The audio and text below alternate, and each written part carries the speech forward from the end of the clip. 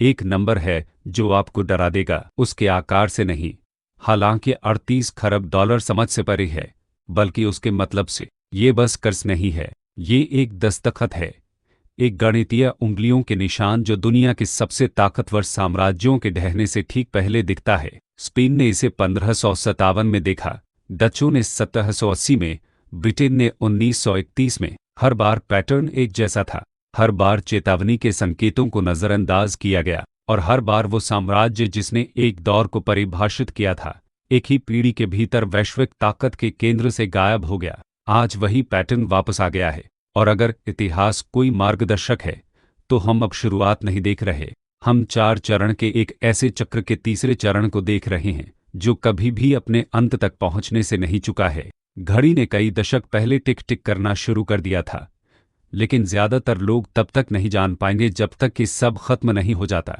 मुझे आपको कुछ ऐसा दिखाने दीजिए जो आपकी दुनिया को देखने का नजरिया बदल देगा। पिछली 5 सदियों से हर वैश्विक महाशक्ति ने एक ही रास्ता अपनाया है, मिलता जुलता नहीं, बिल्कुल एक जैसा, एक 4 चरण का गणितीय चक्र, इतना सटीक कि एक बार देख लो तो अनदेखा नहीं कर सकते। पहला चरण, उत्थान। एक देश एक प्रतिस्पर्धी बढ़त खोजता है, एक नया व्यापार मार्ग, एक तकनीकी सफलता, एक सैन्य नवाचार। वे इससे पैसा कमाते हैं, धन की बाढ़ आ जाती है, उनकी मुद्रा मानक बन जाती है, हर कोई उसे चाहता है, हर कोई उस पर भरोसा करता है। दूसरा चरण, अति विस्तार। सफलता आत्मविश्वास पैदा करती है, आत्मविश्वास महत्वाकांक्षा पैदा करता है, साम्राज्य फैलता है, सैन्य प्रतिबद्धताएं बढ़ती है, बुनियादी ढांचा परियोजनाएं फैलती हैं, सामाजिक कार्यक्रम बढ़ते हैं, और धीरे धीरे, लगभग अगोचर रूप से, खर्च आमदनी से अधिक होने लगता है। कर्ज पहले छोटा दिखता है, मैनेजेबल, हम अमीर हैं, वे खुद से कहते हैं, हम इसे बर्दाश्त कर सकते हैं। तीसरा चरण, मूक पलायन। यहाँ खतरा शुरू होता है, साम्राज्य सतह पर ताकतवर दिखता है, फौज बेमिसाल है, मुद्रा हर जगह है, लेकिन बंद दरवाजों के पीछे कुछ बदलता है। स्मार्ट मनी संस्थाएं, विदेशी सरकारें, पीढ़ियों का धन, वे हिलने लगते हैं, घबराहट में नहीं, चुपचाप, व्यवस्थित तरीके से। वे विविधता लाते हैं, हेज करते हैं, तैयारी करते हैं, और वे इसकी घोषणा नहीं करते। चौथा चरण, पतन। जनता को जब तक एहसास होता है कि क्या हो रहा है, तब तक सब खत्म हो चुका होता है। मुद्रा अपना रिजर्व दर्जा खो देती है, ब्याज दरें आसमान छूती हैं, महंगाई भड़क उठती है। साम्राज्य रातों रात गायब नहीं होता, लेकिन उसका दबदबा गायब हो जाता है। दुनिया आगे बढ़ जाती है, एक नई ताकत उभरती है, चक्र फिर से शुरू होता है। स्पेन 1557, डच रिपब्लिक 1780, ब्रिटिश साम्राज्य 1931, 3 साम्राज्य, एक पैटर्न। और अब 2025 में हर संकेतक बताता है कि अमेरिका तीसरे चरण में प्रवेश कर चुका है। हम कहाँ हैं यह समझने के लिए हमें देखना होगा कि हम कहाँ थे। 1944 में दुनिया खंडहर में पड़ी थी, यूरोप तबाह था, एशिया चकनाचूर था, और न्यू हैम्पशायर के ब्रेटन वुड्स में एक होटल में 44 देशों के प्रतिनिधि वैश्विक वित्तीय प्रणाली को फिर से बनाने के लिए जमा हुए। चुनाव स्पष्ट था, अमेरिका के पास दुनिया के 2/3 स्वर्ण भंडार थे, उसके कारखाने युद्ध से अछूते थे, उसकी सेना बेजोड़ थी।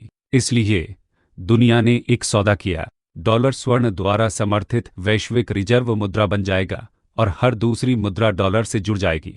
यह परम प्रतिस्पर्धी बढ़त थी, तत्काल, निर्विवाद विश्वास। 3 दशक तक यह खूबसूरती से काम किया। अमेरिकी निर्यात ने दबदबा बनाया, डॉलर सर्वोच्च शासन करता रहा, लेकिन फिर खर्च आया। कोरिया, वियतनाम, ग्रेट सोसाइटी कार्यक्रम, बुनियादी ढांचा, रक्षा। 1971 तक विदेशी सरकारों के पास अमेरिका के पास जितना सोना था उससे अधिक डॉलर थे। 15 अगस्त को राष्ट्रपति निक्सन ने स्वर्ण खिड़की बंद कर दी, डॉलर एक फिएट करेंसी बन गई, जिसका समर्थन धातु से नहीं बल्कि विश्वास से था।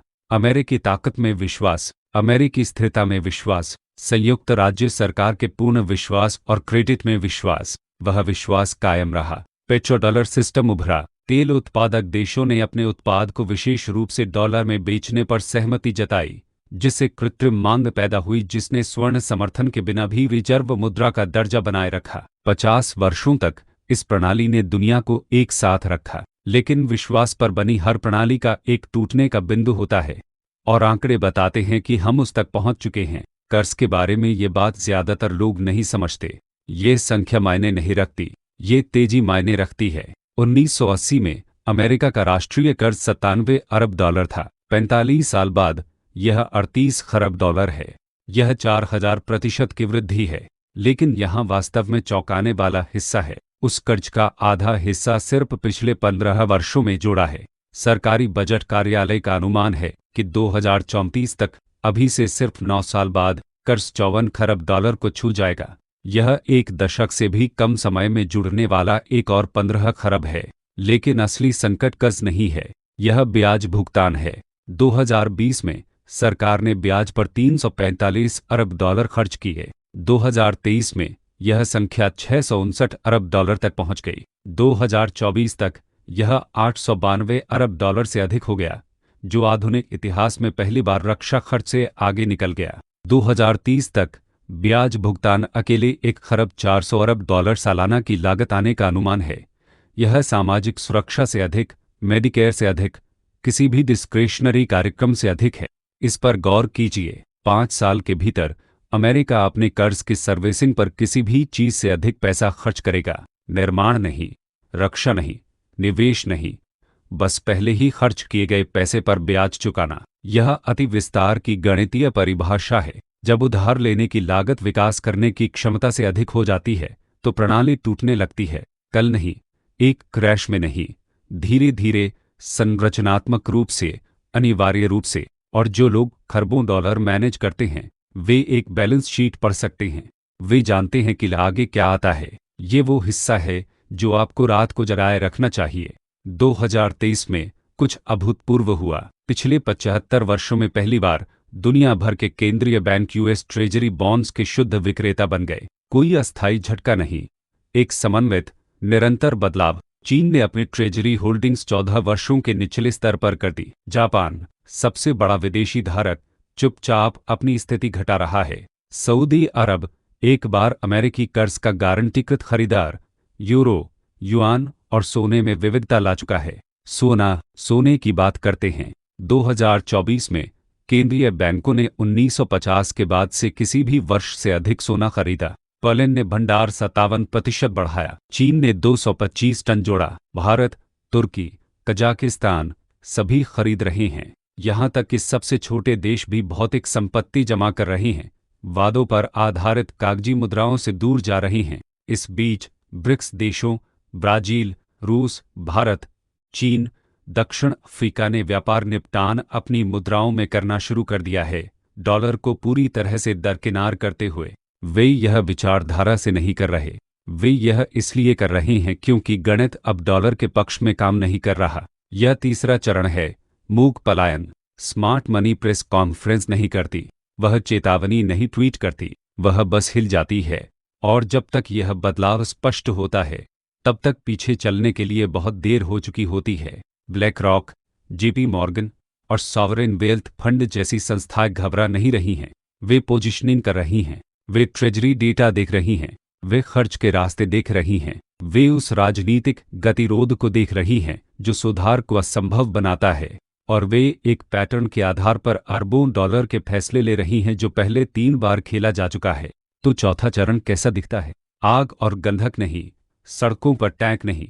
अब साम्राज्य इस तरह खत्म नहीं होते। यह विश्वास के नुकसान से शुरू होता है। एक असफल ट्रेजरी नीलामी, एक क्रेडिट डाउनग्रेड, ब्याज दरों में अचानक उछाल जब निवेशक जोखिम के लिए मुआवजे के रूप में उच्च रिटर्न की मांग करते हैं।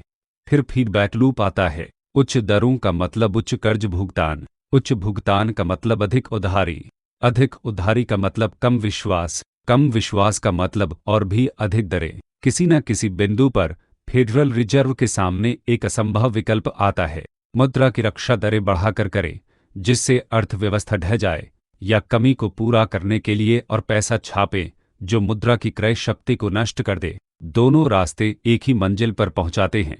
डॉलर अपना रिजर्व दर्जा खो देता है, रातों रात नहीं, धीरे धीरे। अन्य मुद्राएं, डिजिटल, कमोडिटी समर्थित या उभरती शक्तियों द्वारा जारी, इसकी जगह लेना शुरू कर देती हैं। जब ऐसा होता है तो अमेरिकी जीवन स्तर बदल जाता है, आयात महंगे हो जाते हैं, महंगाई संरचनात्मक हो जाती है, सरकार की सस्ते में उधार लेने की क्षमता गायब हो जाती है। गैस से लेकर किराने तक, वैश्विक प्रभाव तक सब कुछ अधिक महंगा हो जाता है। यह अटकलबाजी नहीं है, यह वही है जो स्पेन के साथ हुआ जब नई दुनिया से चांदी आनी बंद हुई। यह वही है जो डच्चों के साथ हुआ जब उनका व्यापार नेटवर्क टूट गया। यह वही है जो ब्रिटेन के साथ हुआ जब द्वितीय विश्व युद्ध के बाद पाउंड ने रिजर्व दर्जा खो दिया। पैटर्न नहीं टूटता, वह दोहराता है।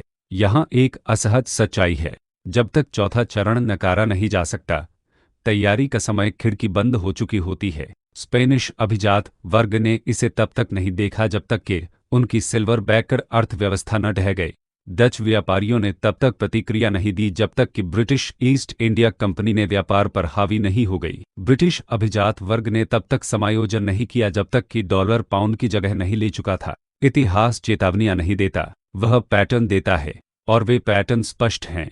38 खरब डॉलर सिर्फ एक नंबर नहीं है, यह एक संकेत है, एक ऐसे चक्र में एक निशानी जिसने हर उस साम्राज्य को नष्ट कर दिया है जिसने इसे नज़रअंदाज किया। सवाल यह नहीं है कि क्या यह पैटर्न पूरा होगा, इतिहास सुझाव देता है कि यह हमेशा होता है। सवाल यह है कि इस जानकारी के साथ आप क्या करते हैं इससे पहले कि बाकी सब इसे समझ लें, क्योंकि जब चौथा चरण आता है तो दुनिया आपके पकड़ने का इंतजार नहीं करेगी। चक्र पहले ही गति में है, बचा हुआ एकमात्र विकल्प यह है कि क्या आप इसे आते देखते हैं। प्लीज़ लाइक, सब्सक्राइब, शेयर करें और एक कमेंट छोड़ें। अगर आपको वीडियो पसंद आए तो यहाँ दिए गए किसी भी क्यूआर कोड से मुझे एक कॉफ़ी खरीदने पर विचार करें।